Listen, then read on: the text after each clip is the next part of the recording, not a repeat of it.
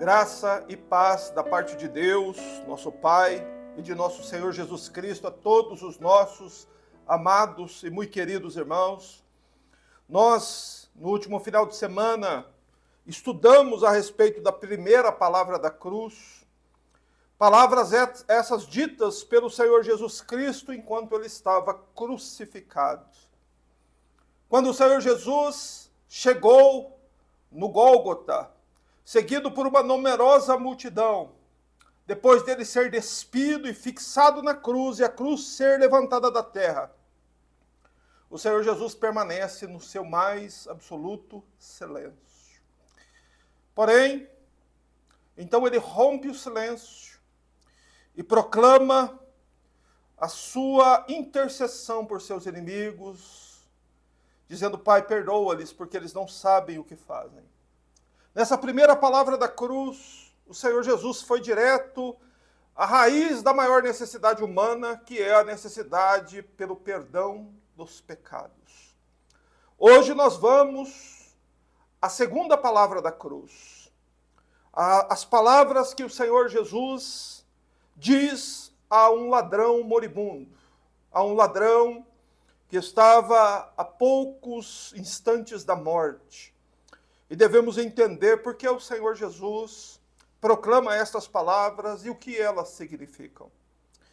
Meus irmãos, e para compreendê-las, eu peço a todos que abram suas Bíblias no Evangelho de Lucas, capítulo 23.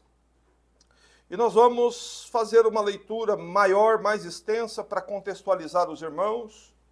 Nós vamos ler dos versos 32 ao verso 44. Evangelho de Lucas, capítulo 23, versículo 32, está escrito assim: E levavam também com ele 2 criminosos para serem mortos. Quando chegaram ao lugar chamado Caveira, ali o crucificaram, ele e também os criminosos, um à sua direita e outro à esquerda. Jesus, porém, dizia: Pai, perdoa-lhes, pois não sabem o que fazem. E então repartiram entre eles as roupas dele, tirando sortes sobre elas. E o povo estava ali olhando, e as autoridades o ridicularizavam, dizendo: salvou os outros, então salve a si mesmo, se é o Cristo, o escolhido de Deus. Os soldados também zombavam, e aproximando-se ofereciam-lhe vinagre. E diziam: se tu és o rei dos judeus, salva a ti mesmo. E esta inscrição estava acima dele: este é o rei dos judeus. Então um dos criminosos crucificados blasfemava dele, dizendo: tu não és o Cristo? Salva a ti mesmo e a nós. Mas o outro, repreendendo-o, disse: não temes a Deus, nem sofrendo a mesma condenação?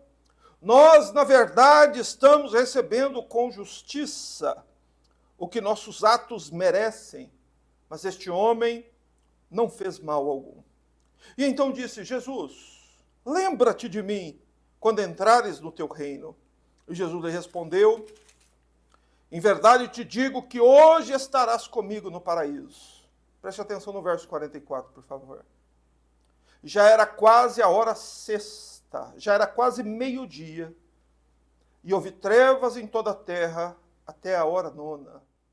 Pai bendito e todo-poderoso Senhor, nós nos inclinamos diante de Ti e viemos reverentemente à Tua santa presença. Reconhecemos e cremos que Tu és, Senhor, o único Deus verdadeiro, que todos os outros chamados deuses são falsos, são deuses criados segundo a imaginação do coração dos homens perversos. Porém tu, Senhor, és o Criador do céu e da terra. Tu és o Deus das Escrituras. Tu és o Deus que é eterno e que enviou do céu o teu Filho para nos salvar dos nossos pecados. E bendito seja o teu nome, Pai, por demonstrar tão grande amor, tão grande compaixão, tão grande misericórdia por tuas criaturas. Bendito sejas, Senhor, por tua graça. Bendito sejas, meu Pai, pelo Evangelho que nos comunica todas estas verdades. Bendito seja Deus por teu Filho, que foi morto naquela cruz para que nós pudéssemos viver. Dá-nos a tua graça, Pai, para compreendermos estas coisas que aconteceram no Calvário. Senhor, abre o nosso entendimento, que o teu Espírito Santo nos ilumine como iluminou aquele criminoso arrependido lá no Gólgota. Senhor, que a mesma convicção, que a mesma fé, que a mesma iluminação espiritual que aquele homem teve, todos nós possamos ter neste dia. Que o Senhor nos conceda esta graça. Senhor, abençoa também os pecadores endurecidos que ouvem esta pregação, para que se arrependam, para que creiam e recorram a Jesus e sejam salvos. Que o Senhor nos conceda graça ao meditarmos nestas coisas, para que possamos conhecê-las e entendê-las sob a luz do Espírito Santo. Abençoa-nos por tua graça, Pai. Nós oramos e rendemos graças ao Senhor em nome de Jesus. Amém. Meus irmãos, eu quero, antes de iniciar esse estudo, dizer a todos que você não deve se aproximar destas palavras de qualquer forma.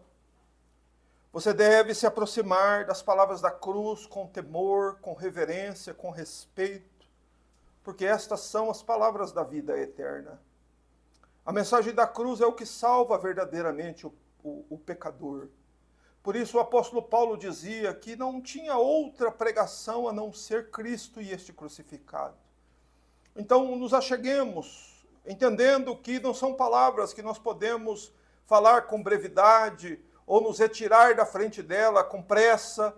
Nós devemos meditar nas coisas que a Escritura diz a respeito da cruz, porque é na cruz que está a verdadeira paz entre o homem e Deus. Meus irmãos, e um outro ponto que todos devem se lembrar e que eu tenho tido cuidado de frisar nos nossos estudos é que você não pode, de modo algum, ter uma ideia vaga ou superficial a respeito das coisas que aconteceram no Calvário. Você precisa conhecer estas palavras para poder entender estas palavras. E, por fim, você poder finalmente crer naquilo que a Escritura está nos dizendo. Ninguém pode verdadeiramente crer em alguma coisa sem antes entender. É preciso conhecer. O segundo estágio é preciso entender. E, em seguida, você precisa crer nas coisas que estão escritas. E você só está verdadeiramente seguro quando você, de fato, crê. Então preste muita atenção. Não se levante enquanto a palavra está sendo pregada. Não em respeito ao pregador, porque o pregador é um pecador igual a você. Não se levante em respeito às palavras de Cristo, às palavras do Evangelho que estão sendo anunciadas aos seus ouvidos. Então compreenda isso, que a maioria de nós não entende a importância da cruz. Não entende os fatos que ocorreram lá. E nós não podemos ter uma ideia vaga, superficial, rasa sobre a cruz. Nós precisamos entender, inclusive, os detalhes das coisas que aconteceram lá. Porque em cada detalhe ali está a mensagem de Deus para o mundo a respeito da salvação dos pecadores. E nós precisamos, em primeiro lugar, entender por que Pôncio Pilatos ordenou que os soldados levassem 2 criminosos para que eles fossem crucificados ao lado do Senhor Jesus, um à direita e outro à esquerda. Quem eram estes homens que Pilatos ordenou que fossem mortos junto com o Senhor Jesus? E por que Pilatos ordenou que 2 homens fossem mortos, um à direita e um à esquerda de Jesus naquele mesmo dia? Meus irmãos, é um ponto interessante a respeito deste fato, é que nada se fala a respeito destes 2 homens antes de Lucas 23, 32. Nada se fala a respeito deles no Evangelho, até o momento em que o Senhor Jesus inicia a marcha dele pela via dolorosa em direção ao Calvário. Quando as Escrituras simplesmente nos informam que os soldados romanos levavam também com ele 2 criminosos para serem mortos, como está no verso 32. Mas em momento algum nós devemos pensar que isso foi algum tipo de coincidência. que já era algo que já estava preparado para acontecer naquele dia. Porque, meus irmãos, se há uma coisa que nós precisamos entender, é que o eterno Deus não deixou para que os homens decidissem como, quando e ao lado de quem seu filho deveria morrer. Foi o próprio Deus, onipotente, todo-poderoso, que designou estes dois criminosos para morrerem ao lado do Senhor Jesus. E o primeiro passo para nós entendermos por que Deus designou que o Senhor Jesus deveria morrer entre dois malfeitores, é nós entendermos que no Calvário haviam 3 cruzes. Havia uma cruz central, onde estava fixado com pregos o nosso bendito Salvador. Havia uma cruz à direita, onde estava fixado com pregos na cruz, sobre as mesmas agonias, um ladrão, e fixado com pregos do lado esquerdo do Senhor Jesus, outro ladrão, outro malfeitor. E o motivo pela qual Pôncio Pilatos covardemente ordena que estes 2 ladrões fossem crucificados ao lado de Jesus era que Pilatos tinha um propósito em mente. Pilatos, ele queria humilhar ainda mais o Senhor Jesus ao enviar esses 2 malfeitores para serem crucificados ao lado de Jesus. E isso porque as autoridades, os líderes judeus, haviam acusado o Senhor Jesus de ser um rei autoproclamado, o rei de Israel. E é por essa razão que Lucas nos registra no verso 38, que sobre a cruz de Jesus havia uma inscrição, escrita: "Este é o rei dos judeus". Pilatos foi quem escreveu essa tabuleta e ordenou que os soldados a fixassem sobre a cruz. Portanto, o fato de Pilatos ordenar que Cristo fosse crucificado entre 2 bandidos não tinha outro propósito senão o de insultar ainda mais o título real de nosso Senhor Jesus. E o insulto consistiu em crucificar um criminoso à direita e outro à esquerda dele. Mas por que razão Pilatos fez isso? Porque todo rei tem súditos. Um súdito à direita, um súdito à sua esquerda. Um rei, ele só se apresenta, e nos tempos antigos ele só se apresentava em público, assentado no seu trono, e 2 súditos, com 2 súditos, um de cada lado. Quem escolhia esses súditos? Era o próprio rei. Quem eram esses súditos que apareciam nas audiências públicas ao lado do rei? Eram homens de grande honra e prestígio diante daquele rei e diante de todo o povo. Por isso, Pilatos, quando ordena que 2 malfeitores fossem crucificados ao lado de Jesus, ele está escarnecendo de Cristo. Ele está zombando, ofendendo ao máximo a honra e a dignidade de Jesus como o rei dos judeus. Mas, meus irmãos, havia uma coisa que Pilatos não sabia. Pilatos não sabia que foi o Pai Celestial que designou ao lado de quem seu filho deveria morrer. E esta verdade está lá em Isaías 53:12, quando o profeta escreveu que o Messias foi contado com os transgressores. Porque o Deus Altíssimo designou 2 malfeitores para estarem um à direita e um à esquerda do Senhor. Porque junto com seu filho haveriam de ter mais 2 homens. Ou porque foi a vontade de Deus que houvessem 3 cruzes no Calvário. Ali estão representadas as 3 classes de homens que Deus reconhece. Deus reconhece um único homem perfeito, sem pecado, chamado Jesus Cristo, a quem ocupava ali no Calvário a cruz central. O Filho de Deus foi, em sua natureza humana, um representante da raça humana. Portanto, ele faz parte da raça humana quando ele assumiu a nossa natureza. Ele faz parte da raça humana. Por isso, na cruz central estava Jesus, o único homem perfeito. E havia junto dele também 2 ladrões. Um ladrão nós podemos chamar de ladrão endurecido, um homem que nasceu, viveu e morreu sem nunca se arrepender dos seus crimes. E havia do outro lado um ladrão que era tão maligno e endurecido quanto o outro, porém, este, antes da morte, se arrepende e é salvo. O que as 3 cruzes do Calvário representam é toda a humanidade. É o modo como Deus olha para a raça humana. Ao contrário do que normalmente as pessoas pensam, a raça humana não está dividida entre pessoas boas e pessoas más. A raça humana não está dividida entre pessoas melhores e pessoas piores.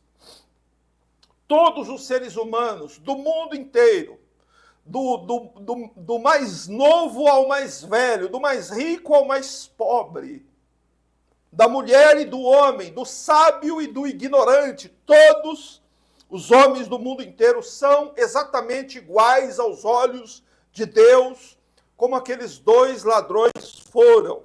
Os 2 ladrões que Deus designou que morressem, um à direita e um à esquerda do Senhor Jesus. E a Escritura não nos deixa dúvida a respeito disso.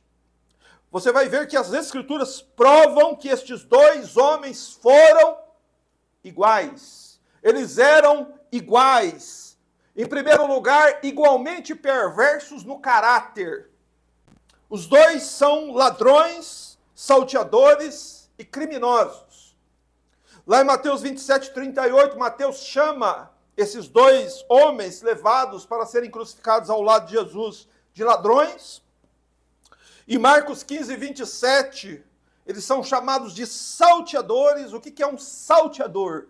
É um assaltante violento. E Lucas 23:39 diz que eles eram criminosos. O que é um criminoso? É uma pessoa que transgride as leis. É uma pessoa que não faz caso das leis, que não teme a punição da lei, que ele transgride a lei intencionalmente e comete crimes. Isso é um criminoso. É uma pessoa que não teme as consequências do que faz. Isso é um criminoso. Então preste atenção, porque esses 2 homens que foram crucificados, um à direita e um à esquerda do Senhor Jesus, eram os homens mais perversos de caráter que Pilatos pôde encontrar. E além disso, eles foram homens que eles eram exatamente iguais aos outros homens que estavam ali em volta da crucificação. É dito no verso 41 o seguinte, que os principais sacerdotes, com os escribas e líderes religiosos também zombavam. E a zombaria deles com relação a Cristo ele salvou os outros, não consegue salvar a si mesmo. Ele é o rei de Israel, se descer agora da cruz, creremos nele. Confiou em Deus, que ele o livre agora, se lhe quer bem, porque disse, sou filho de Deus. Então preste atenção. Essa multidão inteira se mostra incrédula, em primeiro lugar, com relação ao poder de Cristo em salvar. Eles dizem assim, salvou os outros, não consegue salvar a si mesmo. Eles estão manifestando a incredulidade deles com relação ao poder de Cristo de salvar. Eles estão zombando, dizendo, tu salvaste outros, mas não pode salvar a ti mesmo. Estão zombando disso. Eles também estão zombando do reino vindouro de Cristo. Eles estão dizendo, ele é o rei de Israel, se descer agora da cruz, creremos nele. Eles não acreditavam que o Senhor Jesus tem um reino, que o Senhor Jesus tem um reino vindouro. Eles não acreditavam nisso. Toda essa multidão era incrédula com relação a isso. E também incrédulos no que diz respeito à divindade de Cristo. No verso 43 eles dizem, confiou em Deus, que ele o livre agora, se ele quer bem, porque disse, sou filho de Deus. Então presta atenção. Toda essa multidão era uma multidão de pessoas incrédulas. elas não acreditavam que Cristo poderia salvar, elas não acreditavam que Cristo tem um reino, elas não acreditavam que Jesus era o Filho de Deus. E os ladrões? Será que os ladrões pensavam diferente deles? Será que esses ladrões não havia um bom e um mau? Será que já não havia um ladrão crente e outro ladrão descrente? Bem, a Bíblia diz que não. Você pode conferir isso aí no verso 44. Mateus 27, 44, que é um texto muito importante de ser averiguado. Porque está escrito assim: igualmente o insultavam os ladrões que haviam sido crucificados com ele. Então, em outra... A Bíblia diz assim que igualmente o insultavam. O que significa isso? Que exatamente do mesmo modo que a multidão insultou o Senhor Jesus, os ladrões também insultavam. Nenhum dos dois ladrões acreditavam, presta atenção, que Jesus poderia salvar. Nenhum dos dois ladrões acreditavam que Cristo tinha um reino vindouro. Nenhum dos dois ladrões acreditavam que Jesus era o Filho de Deus. Você entende? O que a Escritura está nos dizendo, o que o Espírito Santo nos diz por meio da Escritura, para que não haja dúvidas de que Deus colocou aqueles dois ladrões no Calvário por um motivo muito claro, muito específico, é para que você entenda que lá não existia um ladrão bom e um ladrão mau. Os dois eram exatamente iguais no caráter, eram perversos no caráter, eram incrédulos no coração e eram igualmente inimigos e zombadores de Cristo. Os dois eram iguais. Eram dois homens perversos, companheiros de crimes. E como eles, são todos os seres humanos nascidos neste mundo, com uma única exceção, que está mostrada lá no Calvário também. Qual é a única exceção? Jesus Cristo. Por isso o Pai Celestial escolheu esses dois homens para representar a raça humana. Dois homens perversos no caráter, incrédulos no coração, inimigos de Cristo. Meu amado, todas as pessoas deste mundo que você conhece, até a senhorinha mais doce, até aquele senhor idoso mais amoroso, se ele não está em Cristo, eles são perversos no caráter, incrédulos no coração e inimigos de Cristo. Nós precisamos pensar e ver as pessoas assim como vê nosso Pai Celestial. Nosso Pai Celestial só reconhece 3 tipos de pessoas. E outro detalhe que mostra que estes ladrões eram iguais. Ambos, os dois, estavam também expostos aos mesmos sofrimentos. Os dois haviam sido condenados à morte com justiça por causa da vida de pecados que cometeram. Isso está registrado por Lucas, no capítulo 23, verso 41. Eles foram condenados à morte justamente. Eles estavam crucificados com justiça, como consequência da vida que levaram neste mundo. E um outro detalhe que mostra que eles eram iguais. Veja como a Bíblia não nos deixa fugir dessa realidade. Eles eram iguais. Os dois estavam nos seus últimos momentos de vida. Então, presta atenção. Estes dois homens precisavam igualmente da mesma coisa. Qual era a maior e mais urgente necessidade desses dois malfeitores? Eles precisavam de perdão e de salvação. Depois de uma vida inteira de pecados, na hora da morte, o que é que eles precisavam? De perdão e salvação. Mas um quinto ponto ainda. Veja como eles tiveram as mesmas oportunidades. Ambos os ladrões tiveram as mesmas oportunidades. Não houve um que foi privilegiado, que ouviu e viu coisas que o outro não viu. Os dois caminharam juntos com Jesus pelas ruas de Jerusalém. Os dois foram crucificados a uma mesma distância de Cristo. Cristo estava no centro, um estava desse lado e o outro desse lado. Portanto, eles poderiam ver e ouvir as mesmas coisas. Os dois ouviram igualmente a oração que Jesus fez por seus inimigos, que está no verso 34. Lucas 23, 34, quando o Senhor Jesus intercede dizendo: Pai, perdoa-lhes, porque eles não sabem o que fazem. Os dois ladrões ouviram esta oração. Porém, preste atenção. Enquanto um dos criminosos continuou blasfemando do Senhor, e esta verdade está em Lucas 23, 39, leia comigo, por favor, está escrito assim, que então um dos criminosos, mas lá em Mateus 27, 44, não diz que eram os dois? Agora Lucas diz que era um dos criminosos crucificados que blasfemava dele, dizendo: tu não és o Cristo, salva-te a ti mesmo. E o outro ladrão, o que aconteceu com ele? Depois da oração do Senhor Jesus pelo perdão, o outro ladrão muda. O outro ladrão passa a repreender o seu companheiro de crimes. Presta atenção aí que está aí no verso 40. Mas o outro repreendeu, dizendo: não temes a Deus. Mas aí há uma pergunta que nós precisamos fazer a respeito do que aconteceu.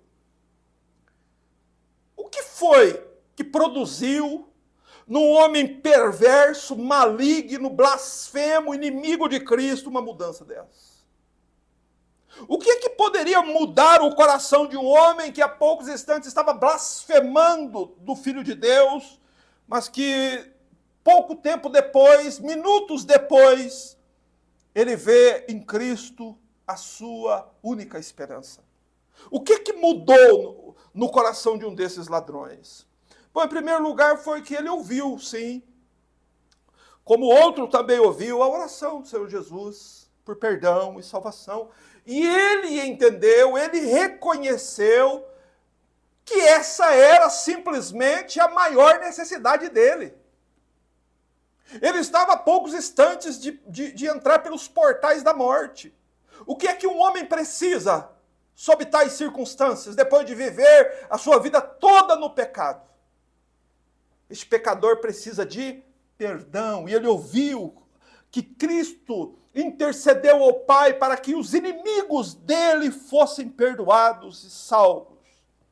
E ele entendeu então que naquela cruz central havia verdadeiramente um Salvador. Foi isso que ele entendeu, irmãos.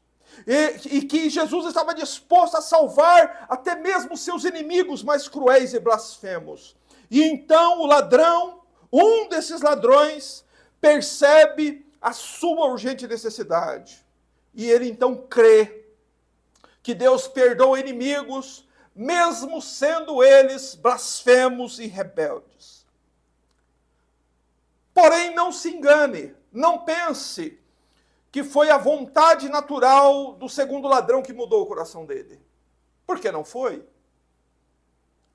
Isso fica claro quando nós nos lembramos que o outro ladrão também ouviu e viu as mesmas coisas, no entanto não se arrependeu.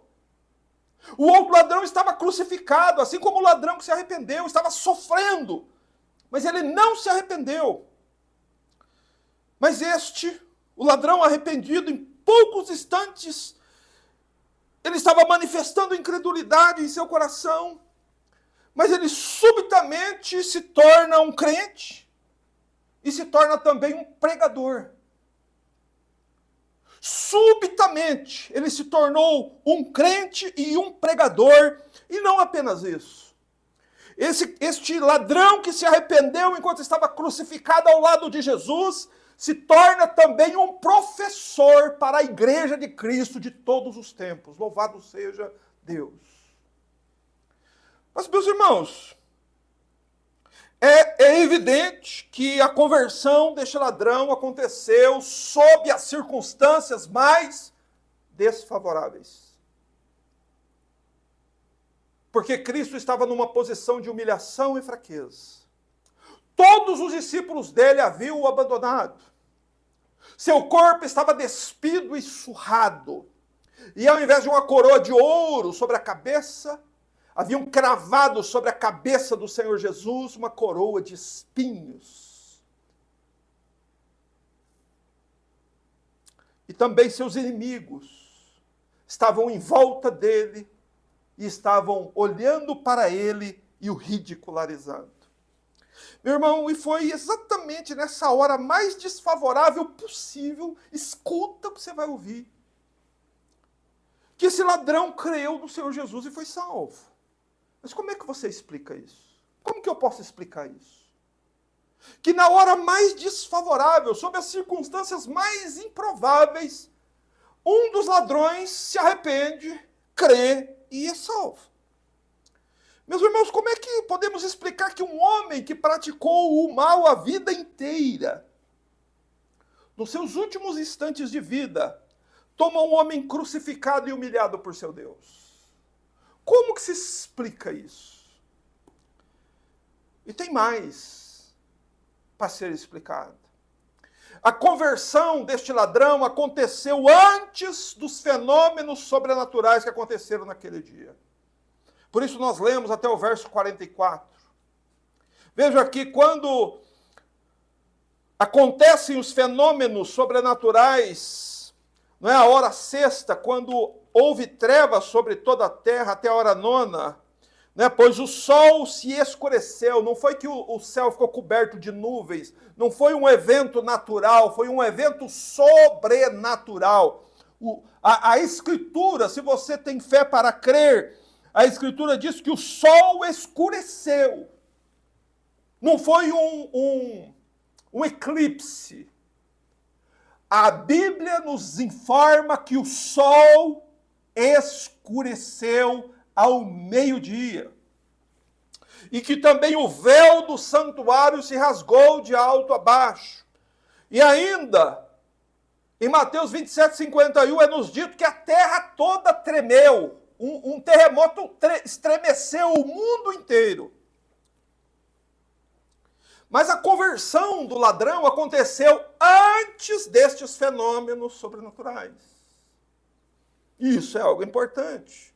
Muito importante de ser frisado, sobretudo no nosso tempo de teologia tão decadente, de conversas tão rasas, não é? De pessoas que dizem que porque alguém viu um milagre, essa pessoa está salva. Que uma pessoa teve uma experiência com Deus, ela está salva. Isso é uma balela, irmãos. Isso é uma mentira. Porque isso nunca converteu o coração de ninguém. Alguém poderia dizer, olha, o ladrão viu milagres. O ladrão viu o sol escurecer. O ladrão viu o véu do templo se rasgar. O ladrão viu o terremoto que varreu a terra. O ladrão viu isso, então ele se converteu porque ele teve experiências. Mas, queridos, a Escritura não nos dá margens para errarmos dessa forma. A Escritura não nos dá margem para pensarmos de outra forma, a não ser que o ladrão se converteu antes dos fenômenos sobrenaturais que aconteceram naquela sexta-feira. Como é que se explica a conversão desse ladrão? Dessa forma, que escuta, abre bem seus ouvidos e escuta.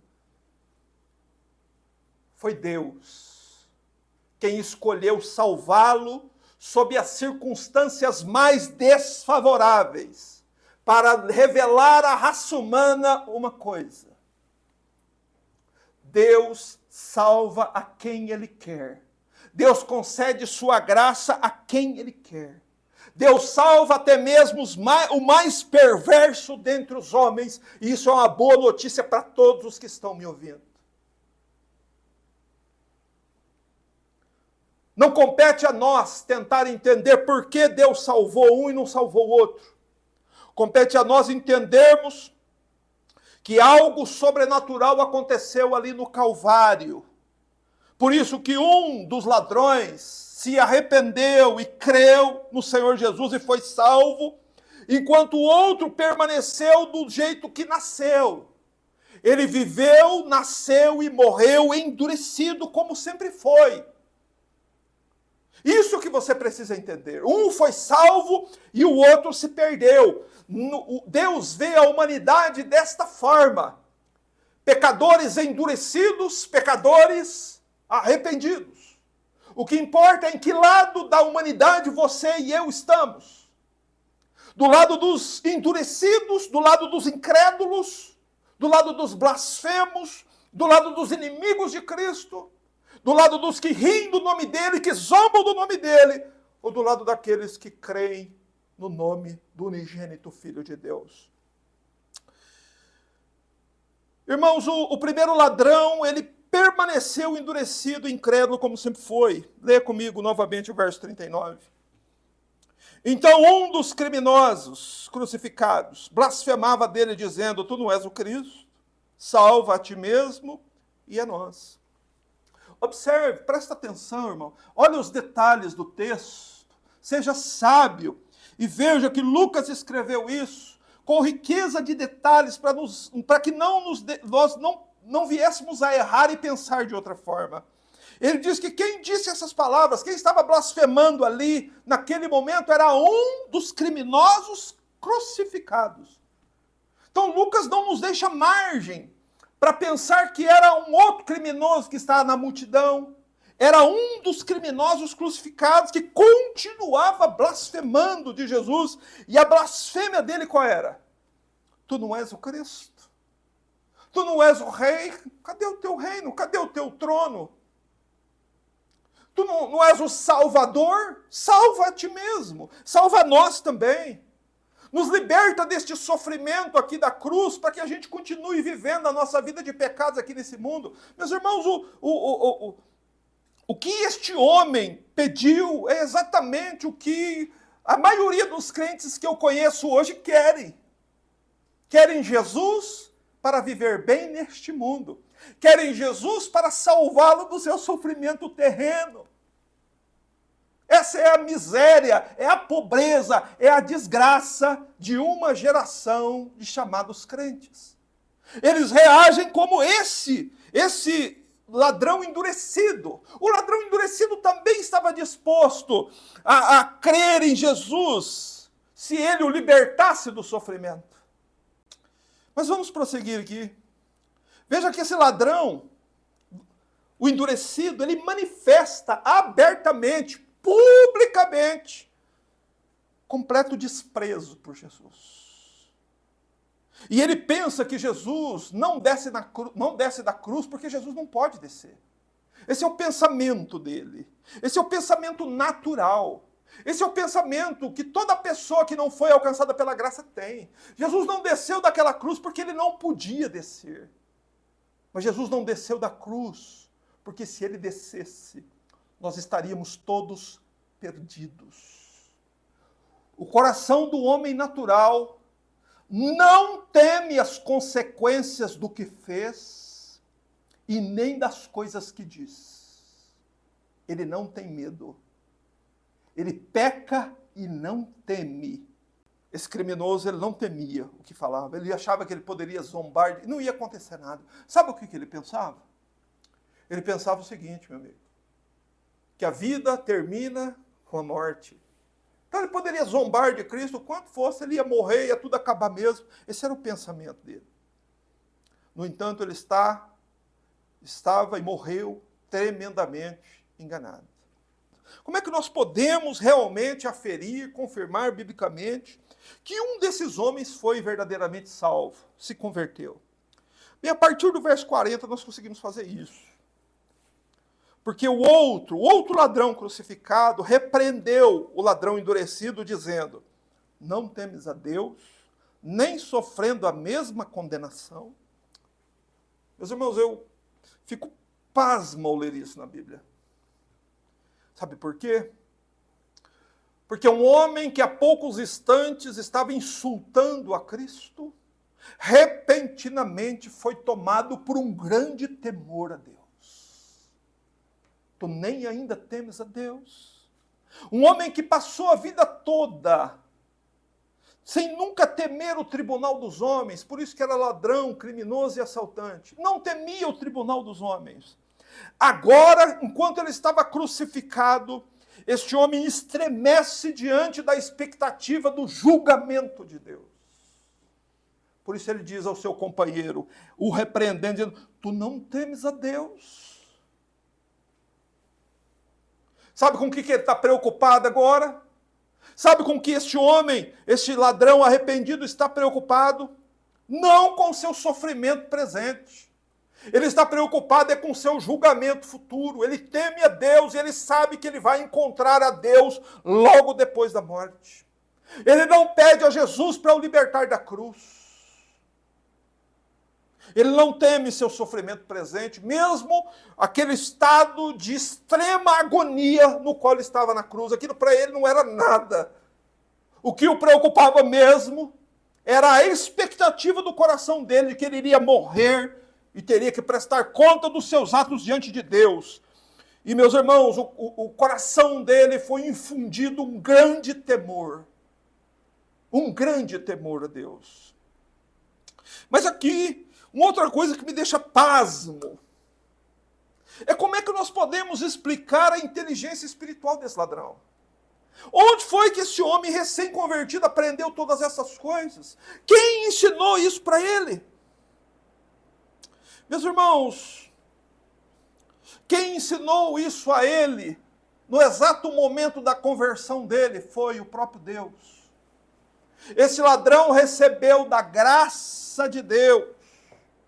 Como está escrito em João capítulo 6, verso 45, quando o Senhor Jesus adverte uma multidão de incrédulos, dizendo assim, e serão todos ensinados por Deus. Portanto, todo aquele que ouviu e aprendeu do Pai, vem a mim, diz o Senhor Jesus. Ele recebeu da graça de Deus. Ou, em outra passagem, em Efésios 1,18, o apóstolo Paulo diz que o salvo, ele tem seu coração iluminado, tem seus olhos iluminados pelo Espírito Santo. É só assim que você pode explicar a inteligência espiritual desse homem recém-convertido. Mas em terceiro lugar, irmãos, o coração deste homem foi tomado de um grande temor a Deus e também de uma grande convicção acerca da enormidade dos seus pecados. Por isso, no verso 41, ele diz assim, nós, na verdade, estamos recebendo com justiça o que os nossos atos merecem. Ou seja, presta atenção, um homem que nunca fez caso da justiça, um homem que viveu a sua vida toda à margem da justiça, sem se preocupar com seus próprios atos, agora está preocupado com a justiça. E ele diz que o sofrimento que ele está suportando, ele está recebendo com justiça. Veja, ele passa a ter consciência da gravidade dos seus pecados e de que os sofrimentos que ele estava suportando, era justo que ele recebesse. Era justo que ele recebesse a punição pela vida de pecados que levou. Sabe uma coisa que ele tem certeza? Que os pecados dele não ficariam impunes. Ele tinha certeza disso. E ele admite publicamente que pecou e praticou o mal a vida inteira. Ele está publicamente dizendo isso, para que todos escutem. Nós, na verdade, estamos recebendo com justiça o que os nossos atos merecem. Ele admite que é justo ser punido por aquilo que ele fez. Note como ele era diferente de Adão. Adão, quando confrontado por Deus com seus pecados, o que Adão tenta fazer? Se desviar da culpa. Culpar outros, abrandar seu pecado. Mas o convertido não faz isso. Ele reconhece seus pecados diante de Deus e publicamente, se for preciso. Este homem reconhece seus pecados e diz que é justo sofrer porque ele pecou. Ele pecou. E ele reconhece seus pecados publicamente. Veja que quem é salvo tem convicção do pecado. Sabe o quanto é pecador. Ele sabe o quão pecador ele é. Mas no final do verso, ele nos diz outra coisa surpreendente. Ele diz no final do verso 41 assim: mas este homem, o Senhor Jesus, este homem da cruz central, não fez mal algum. Ele está reconhecendo que aquele que está na cruz central é inocente. Ele está vendo aquele homem central como Deus vê a Cristo, como o único homem perfeito e sem pecado. Ou de qual outro ser humano poderia se dizer isso? Este não fez mal algum. Meus irmãos, o único por quem pode ser dito isso com verdade é o Senhor Jesus. Porque todos nós fizemos o mal, praticamos o mal, todos nós cometemos o mal, porém aquele que estava na cruz central, ele é inocente, único homem perfeito, único homem sem pecado. Ele é o Cordeiro de Deus, sem mácula, sem mancha. Ele teve seus olhos abertos para entender que Cristo estava morrendo por causa dos pecados dele. E quem abriu os olhos dele para que ele entendesse isso? Foi Deus. Foi o Deus Espírito Santo. Iluminou os olhos dele. E ele viu naquele homem despido, coroado com a coroa de espinhos e todo surrado, o seu Deus, a sua esperança, o seu único e suficiente Salvador. Louvado seja Deus. Meus irmãos, se o Espírito Santo não iluminar, não abrir os olhos espirituais, o pecador nunca vai se sentir culpado e nem vai entender o quão desesperadamente precisa de Cristo. Ali ele percebeu quão desesperadamente ele precisava do Senhor. E então os lábios dele se dirigem a Cristo, sobre quem o ladrão deposita toda a sua esperança. Louvado seja Deus. Escuta o que o ladrão disse. Então disse Jesus: lembra-te de mim quando entrares no teu reino. Lembre-se que esse ladrão há poucos instantes duvidava que Cristo salvava, duvidava que Jesus tinha um reino, mas agora ele recebeu a fé em Deus, ele recebeu a fé da parte de Deus. E ele reconhece, por isso ele chama o Senhor de Jesus, ele o menciona pelo nome, ele diz Jesus. Ou seja, ele crê que somente pelo nome de Jesus ele pode ser salvo. Como a Bíblia nos diz em Atos 4,12, que em nenhum outro há salvação, em nenhum outro nome há dentre os homens importa pelo qual sejamos salvos. Este homem entendeu isso, por isso ele se dirige a Cristo. E se lembre disso, Maria estava ali, ao pé da cruz. Ele não diz Jesus e Maria, Jesus e João, porque João foi ali também. Ele depositou toda a sua esperança, não em Jesus e Maria, não em Jesus e João, mas em Jesus. Ele depositou sua esperança, por quê? Porque só em Jesus o homem pode ser salvo. Presta atenção, irmão, escuta aqui mais um pouquinho. Ele creu que o Senhor Jesus é suficiente Salvador. Que não é Jesus e mais alguém, não é Jesus e mais outra pessoa, não é Jesus e mais uma instituição, não é Jesus e mais um templo. É Jesus, o Senhor. Somente nele o homem pode ser salvo. E ele pergunta, e ele pede ao Senhor: lembra-te de mim quando entrares no teu reino. Ele suplica, a súplica dele agora é o seguinte: ele suplica ao Rei do Universo que nunca se esqueça dele. Quando o Senhor Jesus vier no seu reino. Veja a inteligência espiritual desse homem. Agora ele crê que Jesus é o Cristo. Ele crê que Jesus é o Rei. Ele crê que Jesus vai partir. Mas ele também crê que Jesus vai voltar. Veja que o Evangelho foi colocado no coração daquele homem pela graça de Deus. E ele crê que Jesus tem um reino. Ou seja, em resumo, o que é que o ladrão, o ex-ladrão ou o ladrão arrependido crê? Ele crê naquilo que o outro não creu. Ele crê que há vida depois da morte. Ele crê que a vida continua após a morte. E que Jesus iria morrer, sim, mas que Jesus no futuro iria entrar no seu reino vindouro. E ele pede para que o Senhor Jesus se lembre dele quando isso acontecesse. Meus irmãos, ele cria na vida após a morte. Isso é uma das coisas fundamentais que separam os homens neste mundo. O incrédulo não acredita nisso. Só aquele que recebeu a graça de Deus acredita nisso. O incrédulo pode até querer Jesus para livrá-lo do sofrimento. Mas quem crê que é Jesus mesmo, é para entrar na glória, é para chegar no céu. Louvado seja Deus.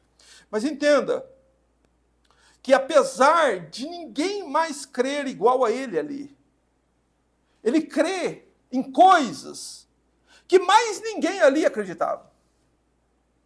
Ele estava sozinho na fé dele. Ele cria no Salvador que estava ao seu lado, mas o seu companheiro não cria igual a ele, nem a multidão que estava em volta de milhares e milhares tinham a mesma fé dele. E parecia até que as circunstâncias desmentiam a fé desse ladrão. Mas presta atenção. Ele depositou em Cristo toda a sua esperança futura. Meu irmão, e só tem esperança na hora da morte quem realmente crê no Senhor Jesus. Somente. Por isso que a hora da morte para um crente não é aquele tormento e desespero. A hora da morte de um crente é uma hora de muita esperança. Esperança porque o Senhor Jesus fez a este homem arrependido uma promessa. E esta promessa não se limitou a ele apenas. Assim como a oração de Jesus pelo perdão dos seus inimigos não se limitou àquela geração, mas alcança todos os inimigos de Deus até hoje, para que sejam perdoados e salvos. Da mesma forma, a promessa que Jesus Cristo fez a este homem, mediante o pedido dele, é uma promessa que alcança todos aqui. O Senhor Jesus responde assim, verso 43. Ele faz o pedido, Jesus, lembra-te de mim quando entrares no teu reino. E Jesus respondeu a ele, presta atenção. E Jesus lhe respondeu. Em primeiro lugar, entenda uma coisa. Que o Senhor Jesus não respondeu a mais ninguém ali. A multidão perguntava para ele, tu não és o Cristo? Ele não respondeu. Os principais sacerdotes perguntavam a ele, salvou os outros, não pode salvar a si mesmo? Ele não respondeu. O ladrão endurecido fez uma pergunta para ele. Tu não és o Cristo? Ele não respondeu. Porém, para aquele que creu no Salvador, para aquele que recebeu a graça, Jesus responde para ele. Ou seja, esta promessa é somente para aquele que crê. E a promessa é, em verdade te digo que hoje estarás comigo no paraíso. Entenda essa promessa do Senhor Jesus. O ladrão pediu a Jesus que Jesus não se esquecesse dele no futuro. Não é? Mas o Senhor Jesus anuncia a ele que naquele mesmo dia ele entraria com Cristo pelos portais do céu. É isso que está escrito aí na sua Bíblia, irmão.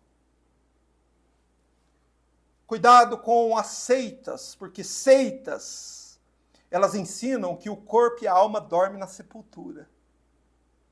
Porém, Jesus disse que não é assim. Jesus prometeu ao ladrão que estava agonizando ao lado dele naquele dia, hoje tu estarás comigo no paraíso. Você precisa crer no que Cristo disse. E ele disse, em verdade te digo que hoje estarás comigo no paraíso. Ou seja, em outras palavras, Cristo está garantindo àquele homem e a todos os crentes depois dele, que logo depois da morte o crente entra pela porta do céu. Aleluia. Isso é verdade. Essa é a realidade, irmãos, que encheu de paz e esperança o coração de muitos servos de Deus na hora da morte. em verdade estarás comigo hoje no paraíso. No exato momento da morte, a nossa alma ela é aperfeiçoada e ela entra na glória de Deus no céu, no lugar que o Senhor Jesus chamou de paraíso. E essa não foi uma promessa feita somente àquele homem, é uma promessa dada a todo aquele que crê, a todo o crente. E são verdades eternas, irmãos, ditas pelos lábios do próprio Filho de Deus, e as palavras que Jesus disse são mais firmes do que o céu e do que a terra. O céu e a terra vai passar, mas o que o Senhor Jesus Cristo disse vai permanecer para sempre. Louvado seja Deus. Qual a razão da alma dos salvos ir para o céu no exato momento da morte? Para estar para sempre ao lado de Cristo. Por isso que o apóstolo Paulo dizia assim: para mim o viver é Cristo, o morrer é lucro. E ele dizia assim: eu tenho o desejo de partir e estar com Cristo, porque isto me é muito melhor. Irmãos, nos últimos instantes de vida, sob as circunstâncias mais desfavoráveis, enquanto o Salvador agonizava, o ladrão recorre a Cristo e é salvo. Porém, o Salvador poderia dizer assim: agora não, você devia ter vindo antes.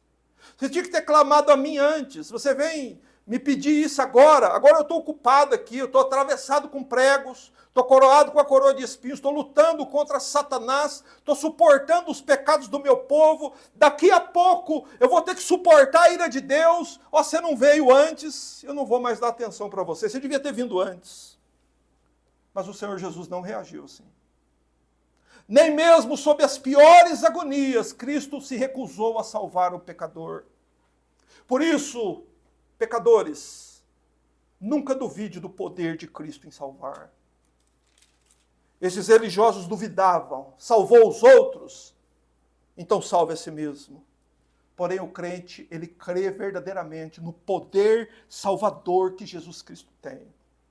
Mas pense também, porque se ele salvou um homem tão perverso quanto aquele na última hora da morte, então há esperança para você também.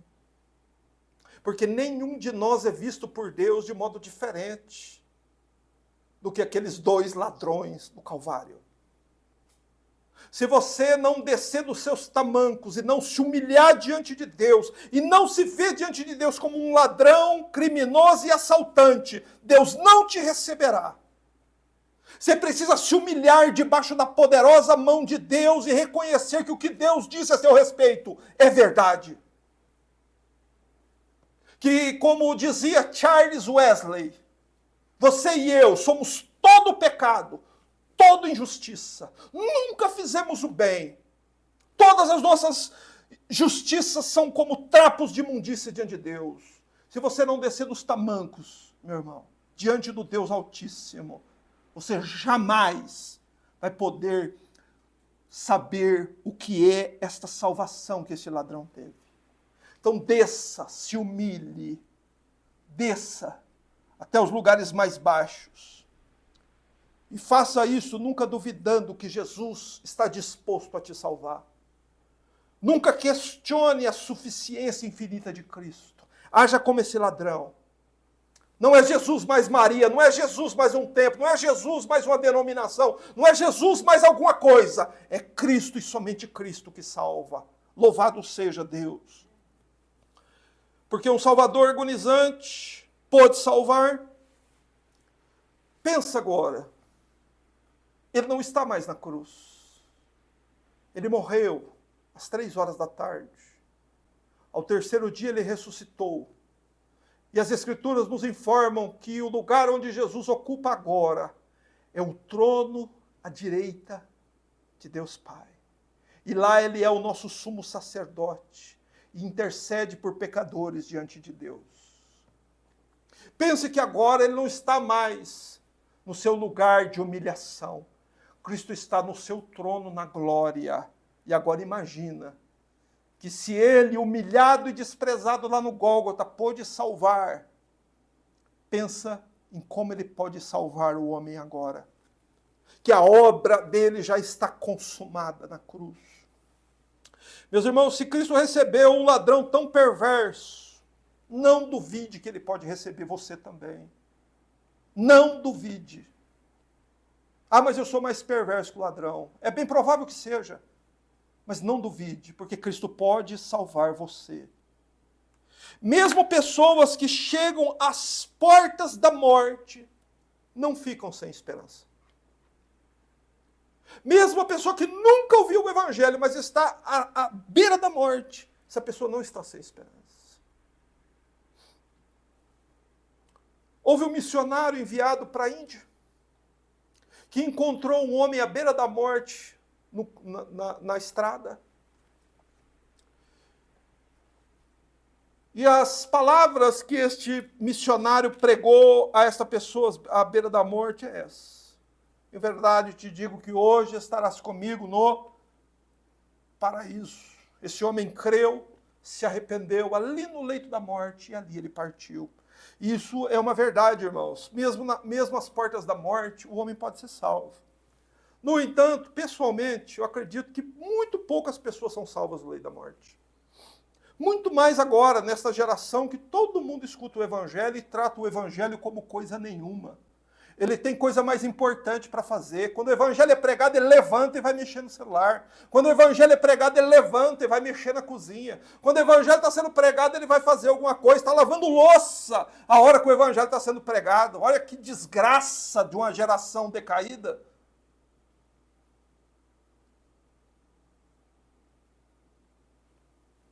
Muito poucas pessoas são salvas no leito da morte.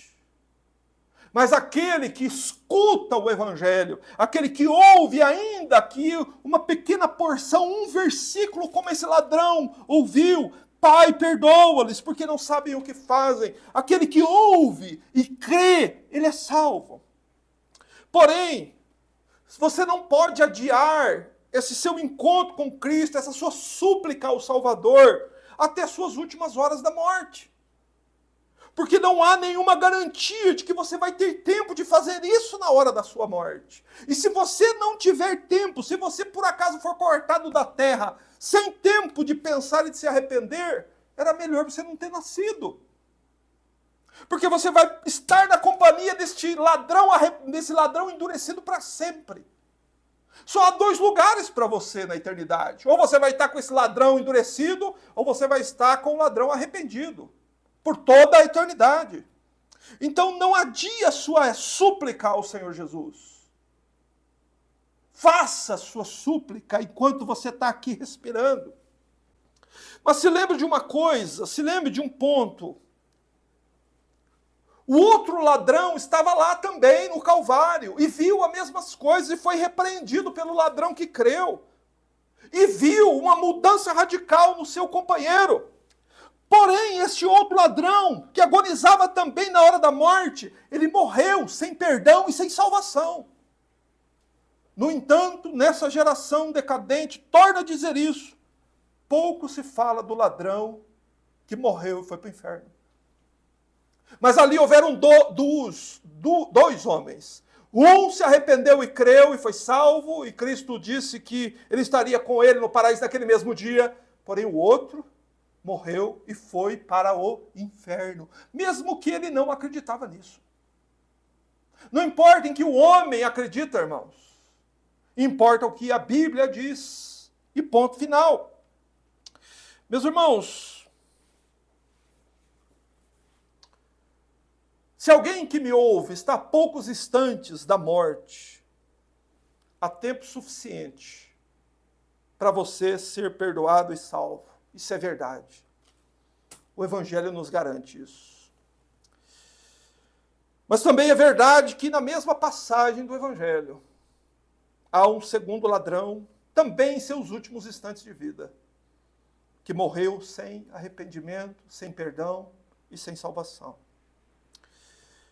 Qual foi a diferença vital entre eles?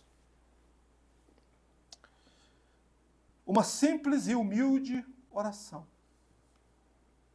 Uma oração simples. Senhor Jesus, Uma oração reconhecendo o poder de Cristo de salvar. Jesus, lembra-te de mim quando entrares no teu reino. A simples oração, uma humilde oração, feita por um pecador arrependido, por uma pecadora arrependida, que deposita toda a sua esperança em Jesus, é suficiente para limpar a alma mais imunda. Sua alma está suja, seus pecados te sobrecarregam. Uma simples oração, feita por um pecador arrependido, colocando a sua esperança em Cristo, é suficiente para limpar a sua alma. Por isso, faça isso agora. Feche seus olhos, recline a sua cabeça, como sinal de respeito e adoração a Deus. E vamos glorificar o Senhor.